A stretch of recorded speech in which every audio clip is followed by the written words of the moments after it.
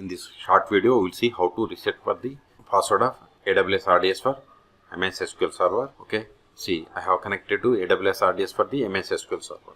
Suppose if you forgot the password of MS SQL Server, just come to the AWS RDS for MS SQL Server, then click on modify, then come down. See, here we have the master password.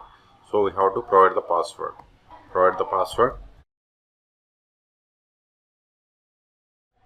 Confirm the same, then come down, click on continue, then modify DB instance. See, we have changed only this master password, see, and this is the new value. Okay, then it is selected, apply immediately, then click on modify DB instance.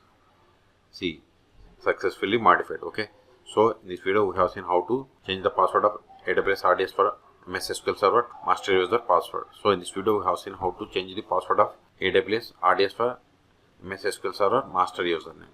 Okay, for more tutorials please subscribe my channel. Thank you.